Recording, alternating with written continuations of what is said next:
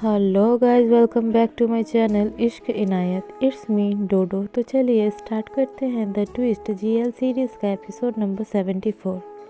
हमने पिछले एपिसोड में देखा कि हमारी मिंटी अपनी फैमिली के साथ टाइम स्पेंड करती है एंड किटी भी अभी धीरे धीरे ठीक हो रही है एंड उसने डिसीजन लिया कि वो अभी जॉब पे वापस जाएगी एंड अपनी दी से अपनी एक ख्वाहिश कहती है।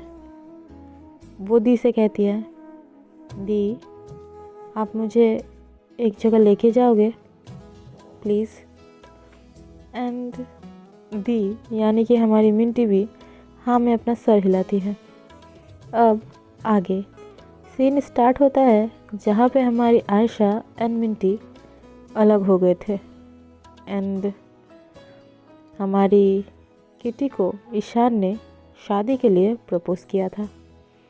हाँ, उसी नदी के किनारे वो सीन शिफ्ट हुआ था।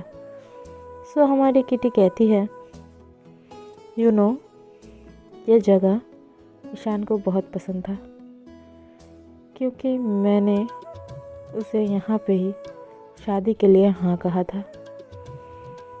ईशान ने मुझसे कहा था कि वो मेरे लिए ज़िंदगी भर वेट कर सकता है। अगर मैं उसे अभी हाँ ना भी कहूँ तो वो वेट करेगा। एंड वो टर्न करती है रिवर की तरफ एंड कहती है, ईशान आपको ये जान के बहुत खुशी होगी कि मैं आपसे प्यार करती हूँ। I love you Ishan. And वो कहती है, हमारी किटी, मेरे पास मेरी दी है, मेरी दादी है जो मुझसे बहुत प्यार करती है, मेरा बहुत ध्यान रखती है एंड आप जहाँ हो वहाँ आप खुश रहो, बस इतना ही मैं चाहती हूँ। पीछे से मिंटी कहती है, हाँ ईशान बहुत खुश होगा ये जान के कि उसका प्यार अब ठीक है, वो अभी हेल्दी है एंड वो अभी जल्दी जल्दी रिकवर भी कर रही है। एंड हमारी किटी बोलती है, मैं तो खुश हूँ, क्या आप खुश हो दी? मिंटी किटी से अपनी नज़रें चुराती है एंड रिवर की तरफ देखती है एंड एक गहरी लंबी सांसें छोड़ती है क्योंकि हमारी किटी ने जो किया था उस दिन वो जो उसको मेंटली पीस उसे नहीं मिल रहा था, वो थोड़ा बीमार थी। इन सब वजह से आयशा एंड मिंटी को अलग कर दिया था। लोग सोच रहे थे कि किटी ये सब क्यों कर रही है। तो गाइस सोचो, जो लड़की इतना ट्राई करके अपनी दी एंड अपने प्यार को उसके दी के हवाले कर दी, वो क्यों ऐसे उन लोगों के रिलेशन को तोड़ेगी, है ना। सो अब आगे नेक्स्ट सीन स्टार्ट होता है जहाँ पे हमारा आडव श्रेय को व्हीलचेयर में ले आ रहा था एंड पीछे से हमारी आयशा भी आ रही थी एंड पीछे से वो बैटमैन हमारी आयशा को धक्का देता है एंड कहता है, तुम्हें क्या लगता है मुझे नहीं पता कि तुम इस लड़के को मेरे खिलाफ FIR करने में फिर से केस करने में मदद किया, जहाँ पे तुम्हें 1 रुपया नहीं मिलेगा वहाँ पे तुम्हें केस करवाया। मैंने एक बार इस केस को पैसे देकर बंद करवा दिया था और आपने इस इंसान के लिए फिर से इस केस को रीओपन किया है, मैं तुम्हें देख लूँगा। तो वो सरेआम हमारी आयशा को धमकी दे रहा था। एंड उस आदमी के साथ उसका वकील भी था। उसका वकील कॉन्टीन्यूसली उसे पोक कर रहा था कि सर डोंट डू दिस, आपके ऊपर ये भारी पड़ सकता है। लेकिन वो इंसान गुस्से में इतना बेकाबू हो गया कि वो क्या कर रहा है उससे कोई आइडिया नहीं है। तो हमारी आयशा भी उसे रिप्लाई करती है, I am glad that you know कि मैंने मेरे फ्रेंड की मदद की है इस केस को रीओपन करने के लिए। एंड ये सिर्फ केस को रीओपन मैंने उसे सिर्फ न्याय देने के लिए नहीं किया है, बाकी सब इंसान को कानून के ऊपर विश्वास दिलाने के लिए किया है। क्योंकि अगर मैंने ऐसे गलत का साथ देके गलत को आगे बढ़ाया है तो मेरा ही हक बनता है ना, मेरा ही रिस्पॉन्सिबिलिटी बनता है ना कि मैं ही उन लोगों को फिर से विश्वास कराऊं कि कानून न्याय के साइड है, अन्याय के नहीं। एंड इतना सुनकर वो बैडमैन जो है आयशा को जस्ट हिट करने जाता है, लेकिन हमारा आरव उस लड़के को पीछे कर देता है। एंड हमारा श्रेय जो था व्हील चेयर पे बैठा हुआ वो अपना फ़ोन निकालता है एंड रिकॉर्ड करना स्टार्ट करता है एंड कहता है जो आपने अभी किया उसको दोबारा करना ज़रा। हम लोगों को इस कोर्ट के डिसीजन का नहीं सोचना पड़ेगा, अभी खड़े खड़े यहाँ पे सुनवाई हो जाएगी। एंड हमारी आयशा बोलती है, मिस्टर मैं अगर चाहूँ ना आपको अभी एक वकील के मानहानि के केस में अंदर करवा सकती हूँ। अपना अगर भला चाहते हो तो यहाँ से निकलो। एंड उस जो आदमी का वकील था उसके साथ खड़ा हुआ वो बोलता है, सर यहाँ से निकलना ही ज़्यादा भलाई होगी, नहीं तो कुछ भी हो सकता है। एंड वो इंसान भी समझता है एंड वहाँ पे गुस्से से निकल जाता है। एंड हमारी आयशा श्रेय को बोलती है, वाह तूने अच्छा काम किया। एंड हमारा आरव एंड श्रेय दोनों ही बहुत खुश थे एंड दोनों ही हाई फाई के लिए आयशा की तरफ हाथ बढ़ाते हैं। आयशा दोनों को देखती है, सोचती रह जाती किससे पहले हाई फाई करूँ। एंड फिर आरव बोलता है मेरे साथ, फिर आयशा आरव को हाई फाई देती है, फिर श्रेय को।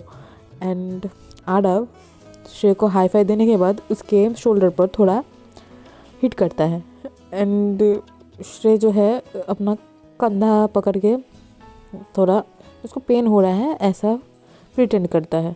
तो हमारा आरव भी उसे सॉरी बोलता है एंड आयशा उन दोनों की हरकत देख के हंस रही थी। एंड थोड़ा आरव जो है थोड़ा बोलता मैं तो एक चीज़ देना तुमको भूल ही गया। अपना बैग से वो एक किताब निकालता है एंड आयशा के और देख कर बोलता है कि ये हमारी मिंटी का नया बुक है। एंड मिंटी उसे लेती है, खुश थी, वो स्माइल कर रही थी, वो किताब को देखती है एंड पीछे भी टर्न करती है, आगे भी टर्न करती है एंड कहती है एंड राइटर का सिग्नेचर। फिर आरव बोलता है ये तो तुम्हें खुद ही मांगना पड़ेगा। एंड आयशा बोलती है जैसे मानो मैं मांगने से वो दे देगी। एंड सीन स्टार्ट होता है 1 साल पहले, जहाँ पे आयशा जस्ट नींद से जागती है एंड पागलों की तरह भागने लगती है बाहर। एंड उसी रूम के सोफे पे उसका भाई प्रियांक बैठा हुआ था एंड प्रियांक आयशा को रोकता है, उसे कहता है शांत हो जाओ, शांत हो जाओ, कहाँ जा रही हो तुम। फिर हमारी आयशा बोलते मुझे मिंटी का मन बदलना है, मुझे जाना होगा, मुझे छोड़िए। प्रियांक बोलता है वेट मत जाओ, ऐसा मत करो, प्लीज़ प्लीज़ थोड़ा शांत हो जाओ। ओके ओके, यहाँ पे खड़ी रहो, मैं कुछ तुम्हारे लिए लाया हूँ, इसे लो, उसके बाद कुछ सोचना, रुको यहाँ। फिर हमारा प्रियांक जो है टेबल से एक डायरी उठाता है एंड आयशा को देता है एंड कहता है ये पढ़ लो, उसके बाद तुम्हें सब समझ में आ जाएगा। आयशा एक सवाल भरी नज़रों से प्रियांक को देखती है एंड प्रियांक बोलता है हाँ ये मिंटी की डायरी है। मिंटी ने कहा अगर तुमने इसे पूरा पढ़ लिया तो तुम्हें सब कुछ समझ में आ जाएगा।